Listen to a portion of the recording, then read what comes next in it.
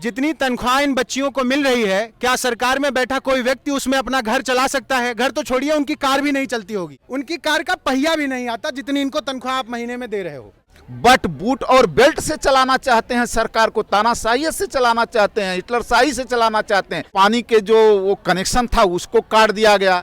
इनके वॉशरूम में जाने के लिए जो व्यवस्था थी, वॉशरूम में ताले लगा दिए गए। सच्चाई यह है कि आज पूरे प्रदेश में, पूरे देश में कलम पर पहरा है। पुलिस कर्मियों का चाहे मानसिक हो, चाहे आर्थिक हो, चाहे शारीरिक, हर किस्म का शोषण लगातार होता रहता है, जबकि उनसे न्याय की उम्मीद पूरे प्रदेश की जनता लगाकर बैठी होती है।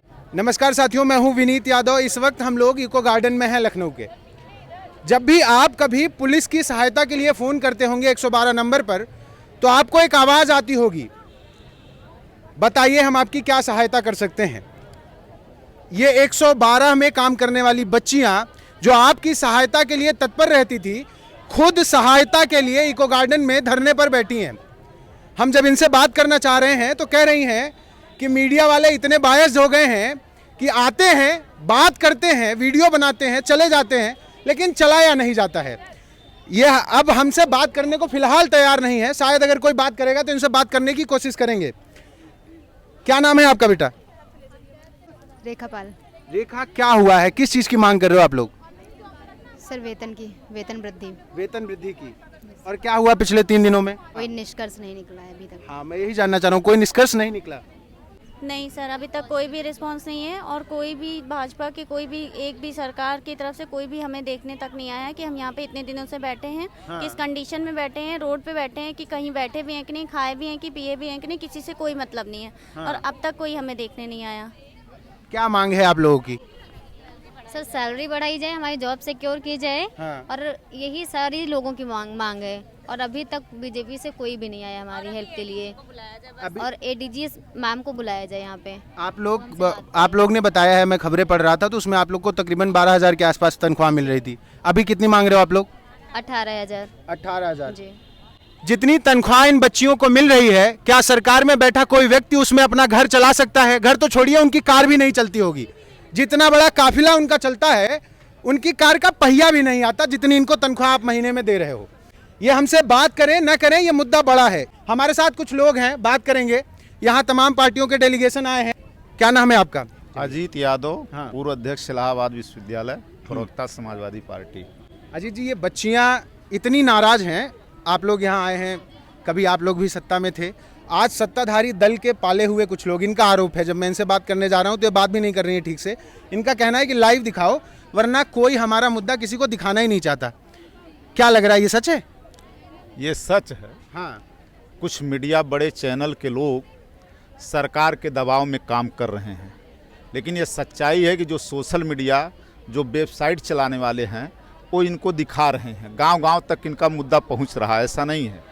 रही बात, आज ये स्थिति है कि महंगाई की जो स्थिति है, प्याज आप देख लीजिए किस तरीके से उसका रेट बढ़ रहा है, मसालों का रेट बढ़ गया है, तेल जो है अडानी का फॉर्चून है उसका रेट बढ़ गया है, दाल का रेट बढ़ गया है, तमाम तरह के महंगाई आ गई हैं।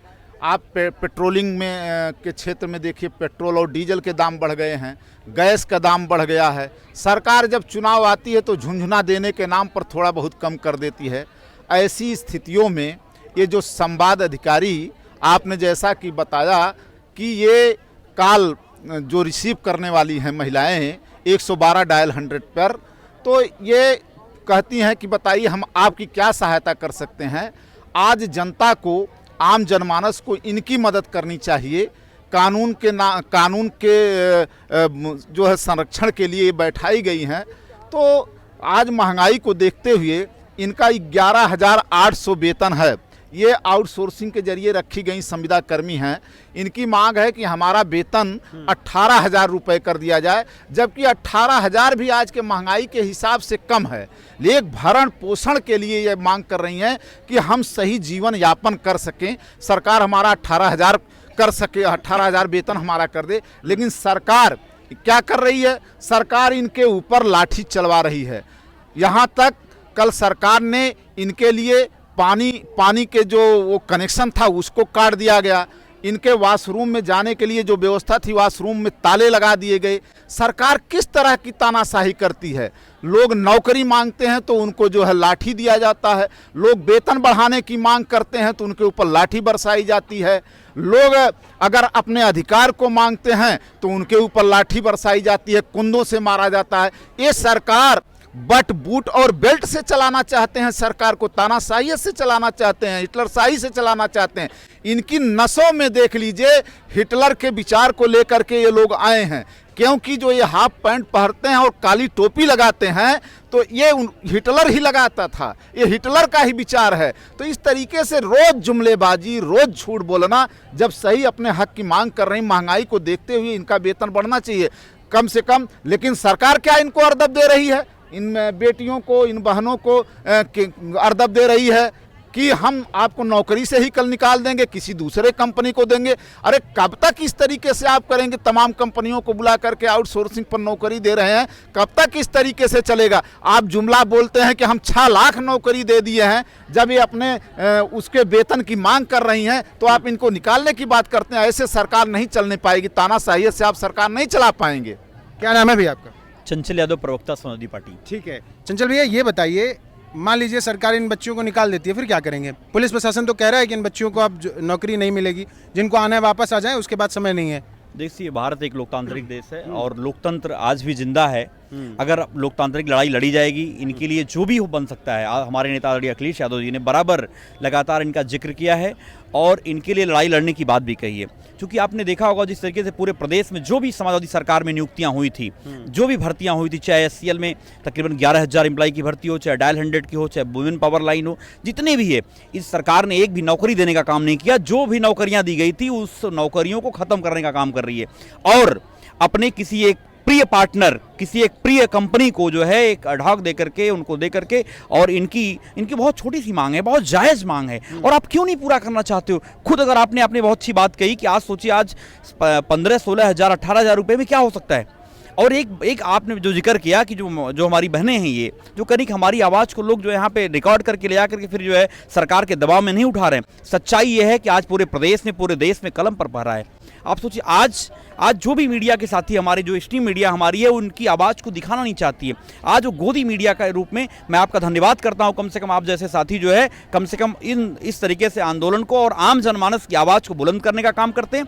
ये इनकी जायज़ मांग है, हम लोग समर्थन करने के लिए यहाँ पे आए हुए हैं और सरकार को झुकना पड़ेगा, इनकी आवाज़ को सुनना पड़ेगा और इनकी जो है नियुक्ति को बहाल करते हुए इनकी जो सैलरी है, कम से कम जो उनकी डिमांड है वो पूरी करने का काम करना पड़ेगा ये सरकार को।